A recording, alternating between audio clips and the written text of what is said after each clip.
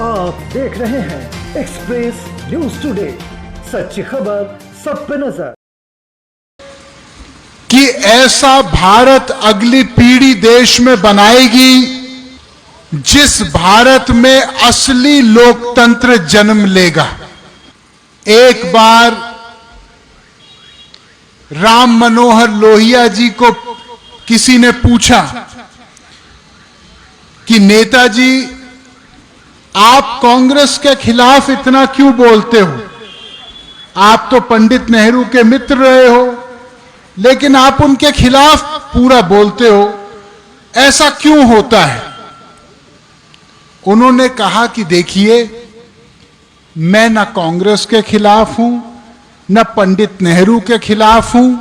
उसी सोच से पल बढ़ के मैं आजादी की लड़ाई में आया। लेकिन जब केंद्रीकरण की राक्षसी ताकत इतनी बढ़ जाती है कि आम आदमी उस ताकत से दूर हो जाता है, तो कभी भी देश का गरीब आदमी अपने जंजीरें नहीं तोड़ सकता। भाइयों, हम इसलिए सांसद नहीं बने हैं कि हम मंच की बात आप तक पहुंचाएं। हम सांसद इसलिए बने हैं कि आपकी बात मंच पर बोल पाएं। जब इस देश में बेरोजगारी खत्म होगी, जब सबकी बेटियों और बेटों को काम मिलेगा भरपूर, तो वरुण गांधी बेरोजगारी की बात करना बंद करेगा। जब इस देश में जो आज सरकारी नौकरियों, 10 सरकारी नौकरियों में से 7 सरकारी नौकरी केवल संविदा पे रेवड़ी की तरह बांटी जा रही हैं, और ऐसे ही गाजर मूली की तरह उन लोगों को कभी फेंका जाता है पूरा काम लेने के बाद, जब उनको पूरी तनख्वाह नहीं मिलती और 2-2, 4-4 हजार रुपए में उनसे 12-12 घंटा काम लिया जाता है, तो वरुण गांधी अगर ये नहीं बोलेगा तो फिर इस राष्ट्र का झंडा उठाने का संकल्प मैंने कैसे किया अपने हाथ में? अगर हम लोग भ्रष्टाचार के खिलाफ बोलते हैं, क्योंकि हम मानते हैं कि ईमानदारी और राष्ट्रभक्ति ये दोनों सगी बहनें हैं। अगर ईमानदारी नहीं होगी तो राष्ट्रभक्ति भी नहीं हो सकती।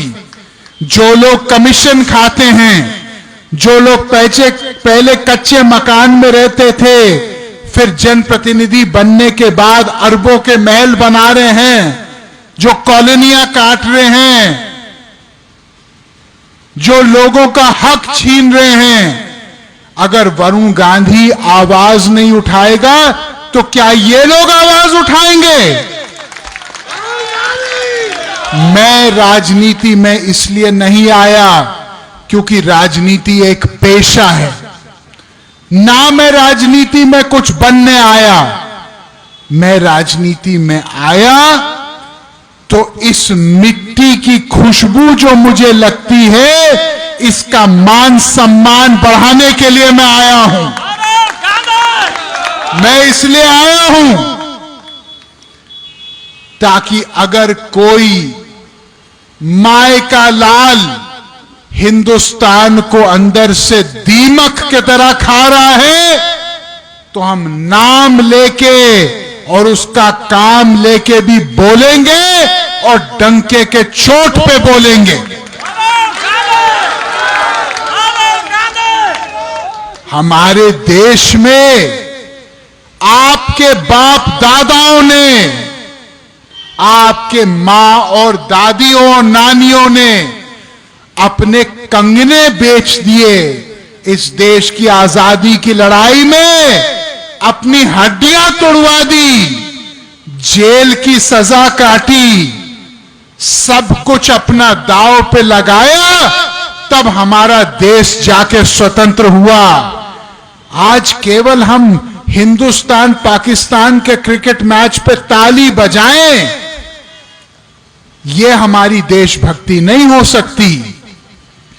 देशभक्ति हमारी तब होगी जब हम अपना सब कुछ दांव पे लगाने के लिए तैयार हों इस देश के लिए। आज मैं आपसे पूछना चाहता हूं, कितने लोग यहां पे हाथ उठाइए, कितने लोग यहां पे इस देश को प्यार करते हैं, हाथ उठाइए। कितने लोग अपने बच्चों को प्यार करते हैं, अपना हाथ उठाइए। अब मैं एक बात आपसे पूछना चाह रहा हूं, आज जब आप गरीबी देखते हैं, आप बेरोजगारी अपनी पाते हैं, आप अपने बढ़ते हुए इलाज के दाम को देखते हैं, आप अपने बच्चों की बढ़ती हुई स्कूल फीस को देखते हैं, आप दूध के, दही के, सब्जियों के, फलों के बढ़ते हुए कीमत को देखते हैं, तो क्या आपको नहीं लगता आपके इस बेटे वरुण गांधी को इनके खिलाफ आवाज उठानी चाहिए कि नहीं उठानी चाहिए?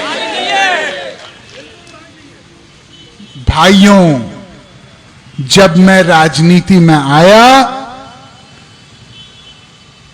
तो मैं एक शंकराचार्य महाराज के पास गया। मैंने उनके चरण छुए। मैंने कहा, महाराज कुछ हमको ऐसा बताइए कि आजीवन हम लोग इसको गांठ बांध करके अपनी राजनीति का नींव बनाएं। उन्होंने केवल 2 लाइनें बोली।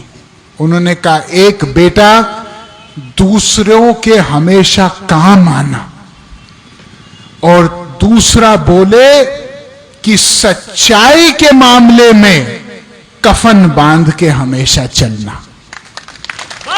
उन्होंने कहा कि तुमको मैं आशीर्वाद इसलिए नहीं दे रहा हूं कि तुम एक सांसद, मंत्री ये सब बनो, तुमको मैं आशीर्वाद इसलिए दे रहा हूं कि इस देश में जहां भी अन्याय और जब भी अन्याय होगा, तुम उसके खिलाफ एक क्रांतिकारी बन के बोलोगे। हमारे बाबा जी बैठे हैं यहां पे, प्रणाम करता हूं बाबा जी आपको। एक तो बाबा जियों को हमने पाल दिया, अभी इनको देख के दूसरे बाबा जी भी आ गए कि हमारा नंबर भी कहीं ना आ जाए। क्या गलत कह रहे हैं? कह रहे भाई 1-2 बाबा जियों का नंबर लग गया, हो सकता है हम मीटिंग में आए कल हमारा भी लग जाए नंबर। जय हो बाबा जी आपकी। इनको अभी से माला पहना दो भैया। भाइयों, मैंने इस बार संसद में एक निजी विधेयक सदन के पटल पे डाला है, जिसको कहते हैं भरोसा भारतीय रोजगार संहिता, जो सरकार से ये मांग कर रहा है सार्वजनिक रूप से कि आज 1 करोड़ से ज्यादा सरकारी नौकरियां खाली पड़ी हैं। प्रधानमंत्री जी ने अपने भाषण में कहा कि मैं हर साल 10 लाख नौकरी दूंगा। मैं प्रधानमंत्री जी को धन्यवाद देते हुए यह कहना चाहता हूं कि आदरणीय, 10 लाख नए नौकरी पैदा करने तो बाद का विषय है। पहले जो 1 करोड़ सरकार में खाली पद पड़े हैं, उनकी भरपाई तो कीजिए, ताकि आने वाले समय में जो 5 लाख, 2 लाख, 50,000 धीरे धीरे बेरोजगारी खत्म हो। इससे अच्छा कि सरकार बड़ा ऐतिहासिक फैसला लेके बेरोजगारी एक क्षण में उसको परास्त करे। हमारे देश में कब तक असली मुद्दों पे हम शांत रहेंगे? कब तक हम केवल वोट राम और रहीम पे देंगे? कब तक हम केवल वोट जातिवाद पे देंगे?